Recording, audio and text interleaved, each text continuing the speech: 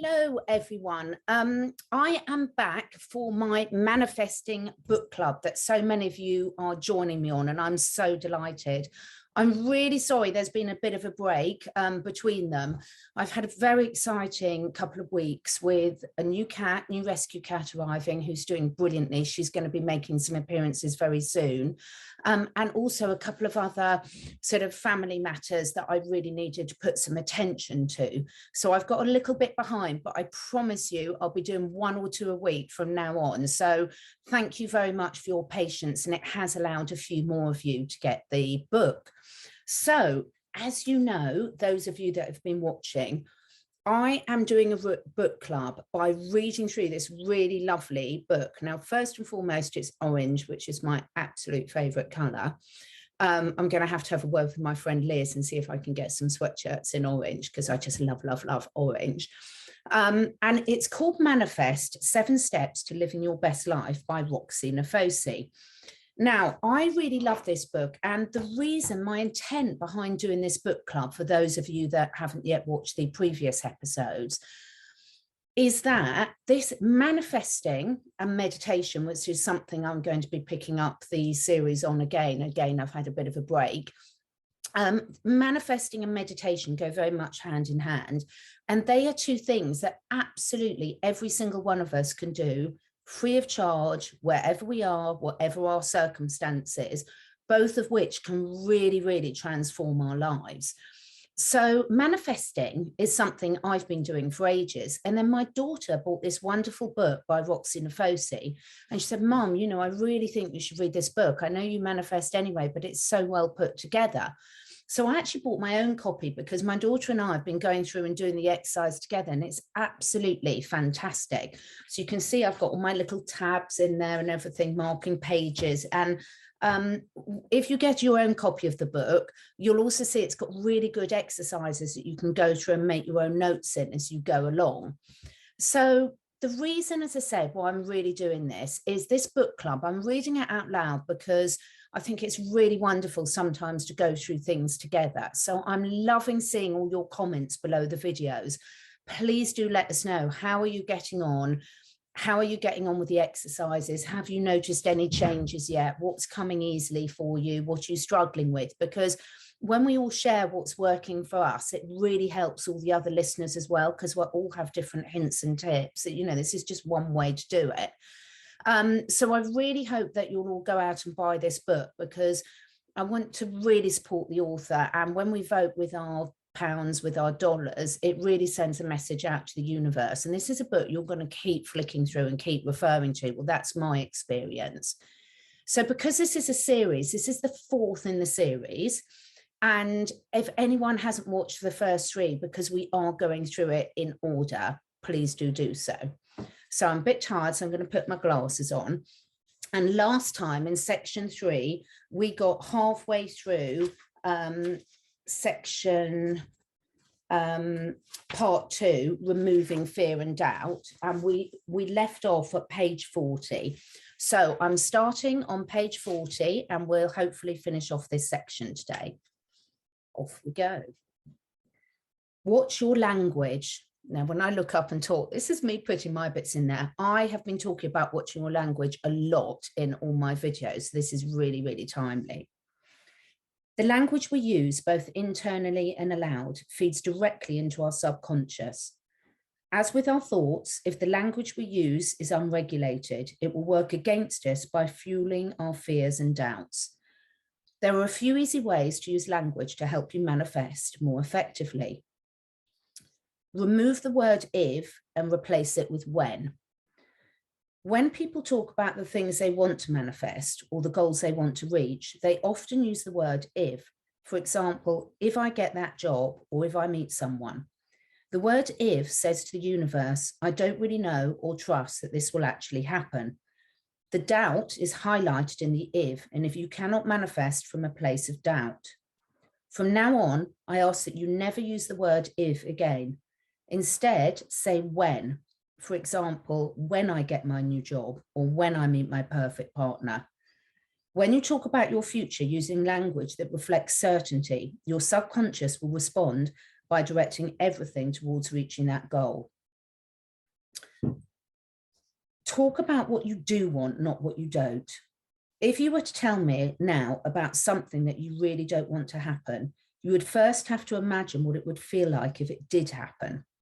So when we speak about something we don't want, our subconscious still mentally and emotionally experiences it. As we now know, this will change our vibration to that of the imagined, unwanted experience, and that is what we will then attract. So the more we discuss what we don't want, the more it will show up for us.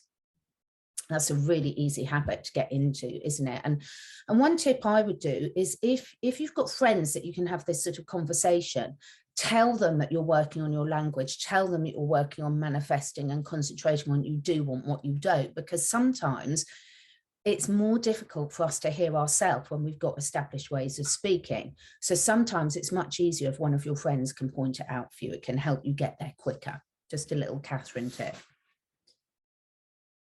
So instead, simply describe what you do want. For example, instead of saying, I really don't want to be in debt anymore, say, I want financial freedom. Or instead of saying, I hate being single, say, I'm excited to be in a healthy, loving relationship when the time is right. Use your awareness to ensure that rather than expressing what you fear might happen or hope won't happen, you focus your energy on the things you do want in your life so that you can bring them into your reality. Make mindful swaps. There is language that empowers us and there's language that limits us. And the language we use matters. When we become more aware of the language we are using, we can implement some simple yet effective language swaps to help boost our manifesting power.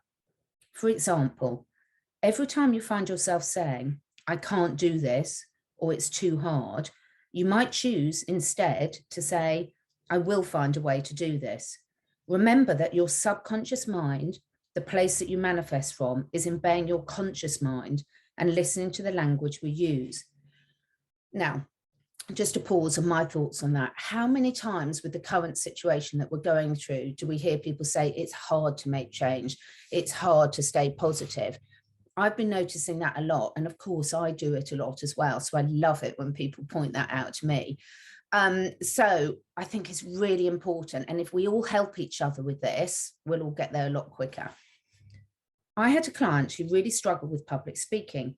He said that every week when the team meeting began on Monday morning, his palms would get sweaty and he would feel hot and flustered at the thought of having to give his pitch. It was interfering with his weekends because the anticipation of it was becoming so overwhelming. Within our conversations, he kept using phrases such as, I hate public speaking, or I'm so inarticulate, or I'm rubbish in team meetings. He was feeding his fears with his limiting language. But this way of speaking had become so automatic that he wasn't even aware of it. I encouraged him to spend the next week becoming conscious whenever he was about to use one of these phrases, and instead to say to himself, I love being able to share my ideas with others, or I'm grateful to be part of a team who listens to what I have to say, or I'm a really confident speaker.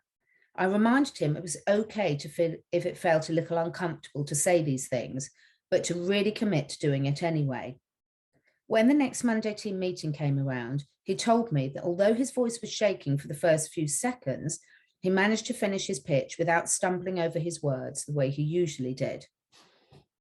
I could see how proud he was of himself as he told me the story, and I felt so proud of him too.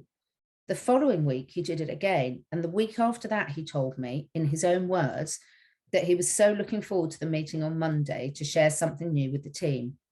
By changing the language he used, he was able to override his fear and doubt and increase his self-esteem surrounding public speaking. When we change our language, we change our experience. Here are some examples of single language swaps that you can use. And you see there's some really nice highlighted boxes in the book, so you can come back and check on these really easily. Low vibe, low self-esteem, change to high vibe, high self-esteem. I can't do it, change to I can do anything I put my mind to. I will never succeed, change to I will do my best and that is enough. I don't know how, change to I can ask for help to understand how. I'm not good enough, change to I'm capable of anything. It won't work out, change to everything will work out as exactly as it's supposed to. I'm afraid of failing, change to I'm excited to try. So obviously you can come up with your own versions of things that are reoccurring themes for you. And it's really useful to write it down somewhere. And then you can then have those as reminders if you find yourself slipping into bad habits.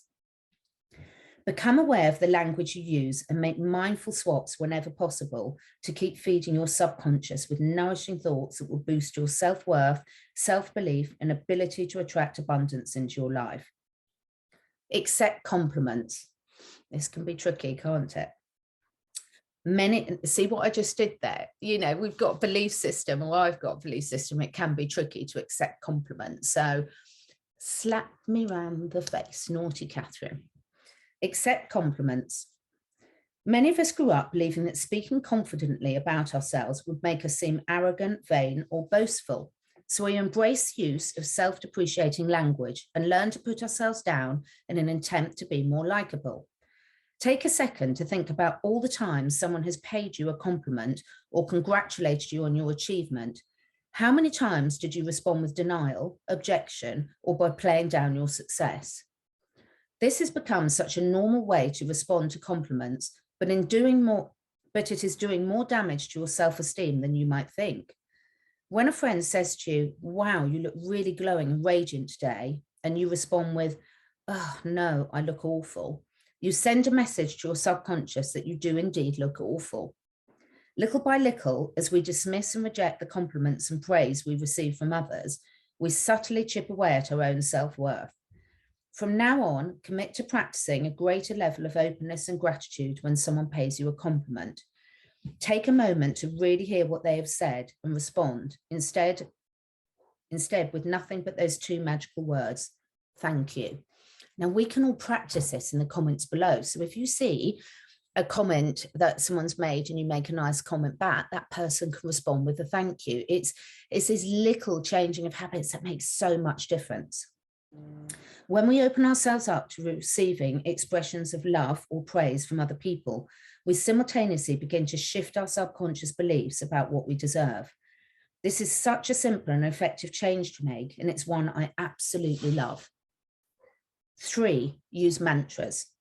A mantra is a word, phrase, or sound that you can repeat out loud or in your head at any time to help gain awareness, release stress, and raise your vibration.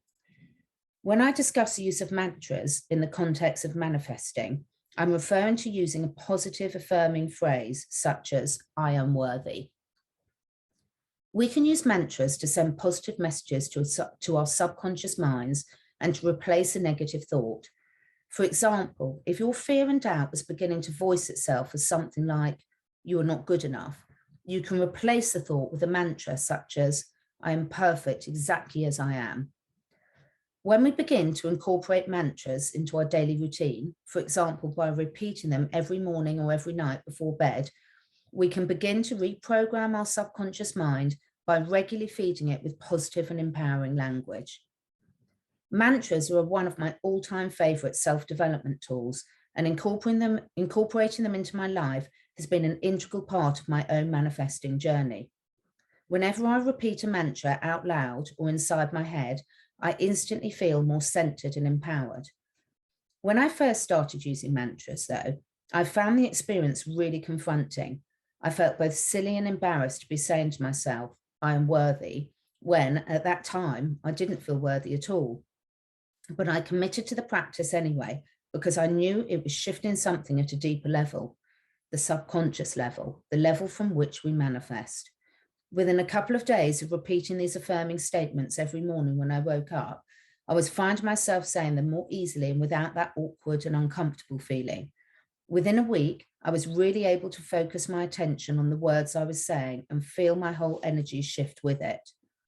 Now, I never go a day without repeating a mantra to myself.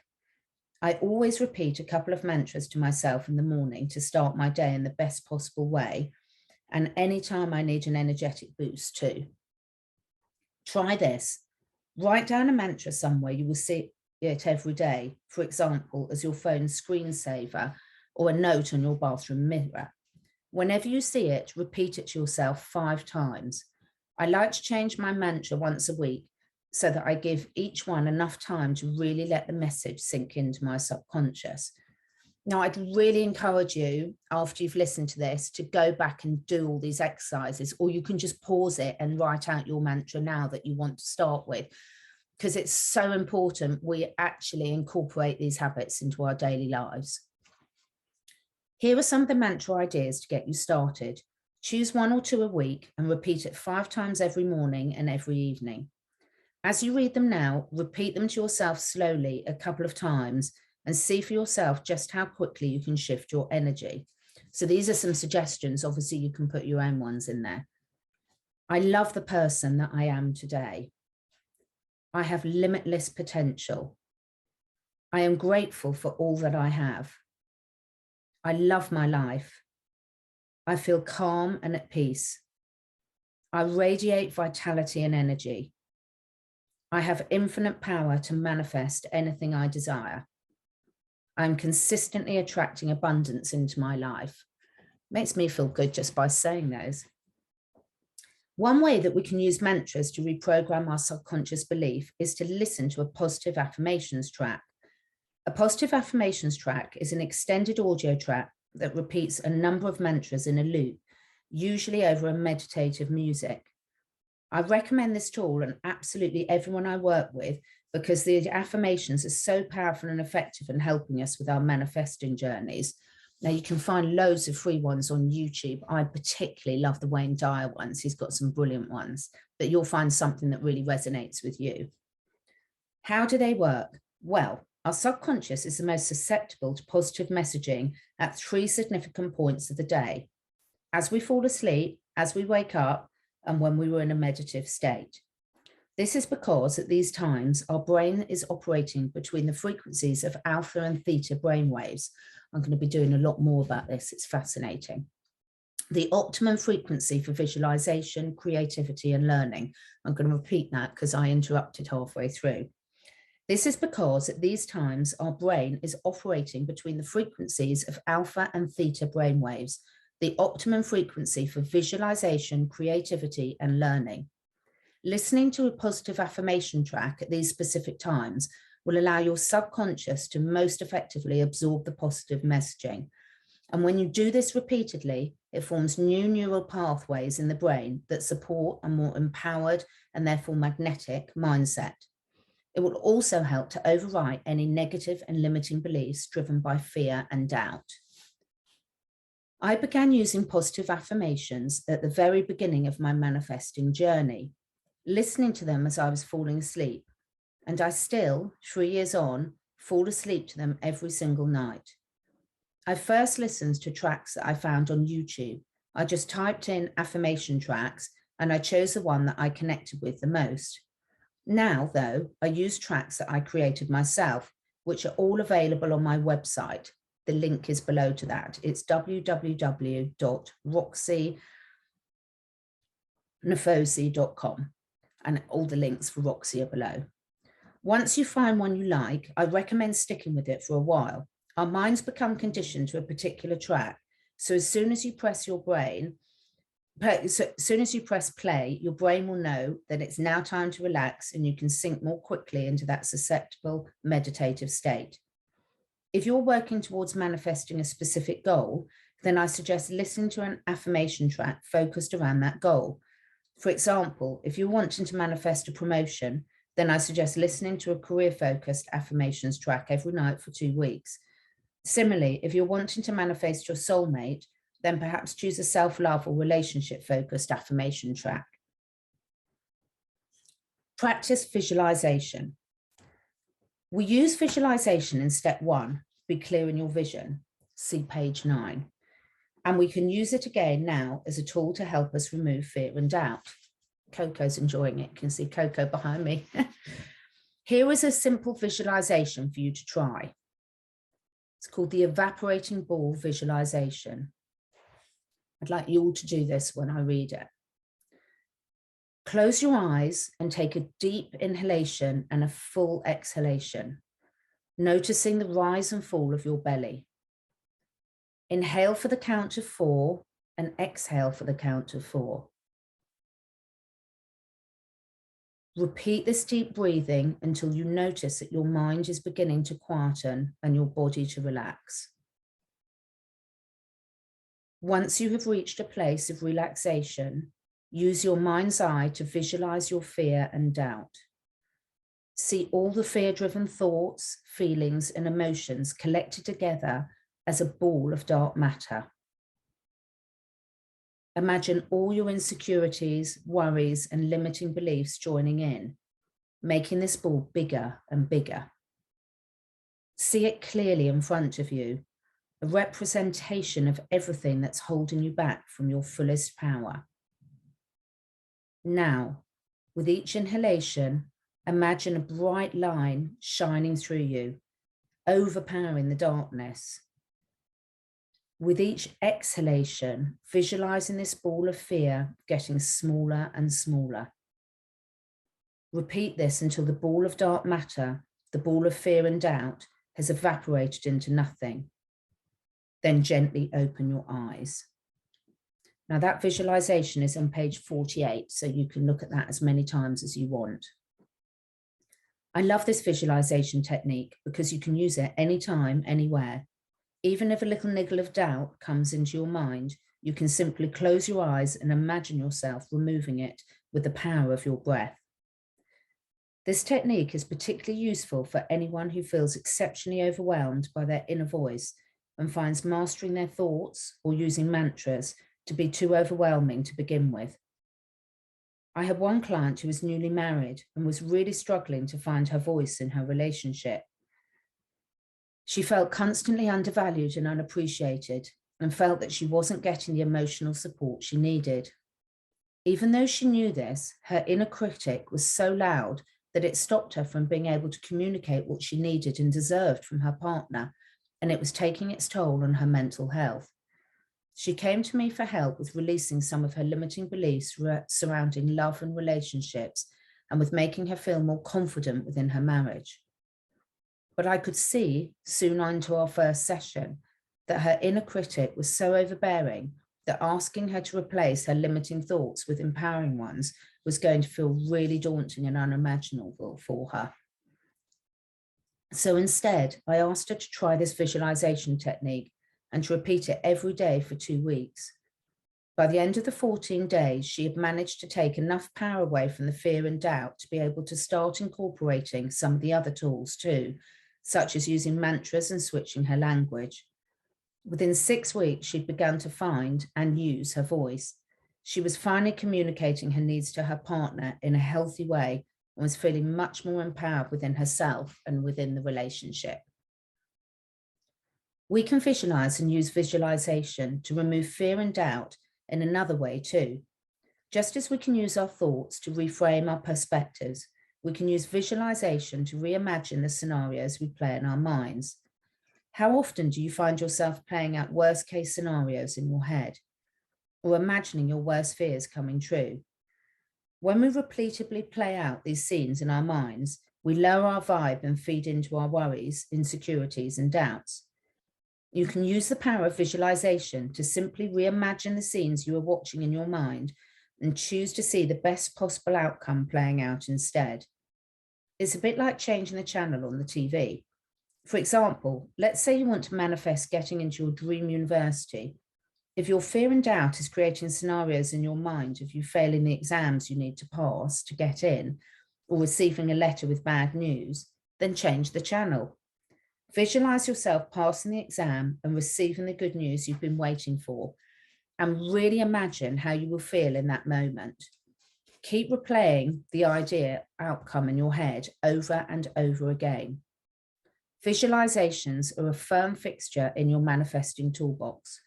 You can use them to be clear in your vision, to help remove fear and doubt, to imagine yourself in the best scenarios to raise your vibe.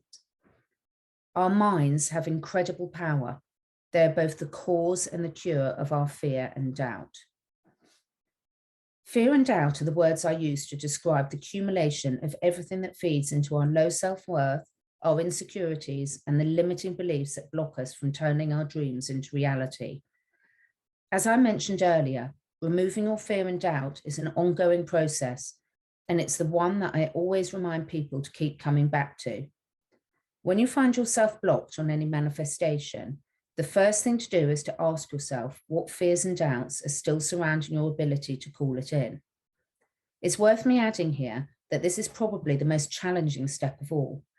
It requires us to be vulnerable and to look back at all the experiences and memories that may have contributed to creating these blocks in the first place. But with great effort comes great reward. And once you've begun to remove these blocks, you will clear the pathways to receiving the infinite abundance that the universe is wanting to provide you with. The 4 tools in this chapter are just some of the tools you can use day to day, but I encourage you to explore any other self-development practices that help you on your journey to raise your self-worth. We're now going to move on to perhaps the most powerful ways in which we can combat fear and doubt. It's something that will permeate each and every step in the manifesting process: cultivating self-love. Now, we've gone up to page 50, the end of page 50, and I'm actually going to leave it there because we've covered a lot in that section. And the next section, cultivating and practice self-love, is one I think we're going to have a bit more discussion about, because it's something that a lot of people, it's one thing to talk about it, but what works for them and what processes have they found work for them. So I'm trying to keep these book club sessions short enough so that people can listen to them as and when they need to without taking too much time. But obviously you can listen to more than one at once if you've got a bit more time. So thank you so much for everyone that's listened today. Coco, you've enjoyed it, haven't you, Coco? Yes. And I've really enjoyed it. Each time I read this back, I get something different out of it. And because every time, each day, each moment of each day, our consciousness is shifting. And I'm finding this so useful, and so are many of my clients. So thank you for listening. For those of you that haven't got the book, please do go out and buy it. I think it's one of these, as I say, invaluable books you're going to keep flicking back to, keep redoing the exercises if you need to, until it becomes second nature. And I look forward to anyone joining us next time. And I will make sure I do the next version quicker so that you don't have so long to wait. Thank you so much. Please do share with anyone else that you feel might benefit for this. And I love seeing your comments below. And, please do share what works for you and what you find useful, because we can all absolutely learn from each other. Until next time, goodbye.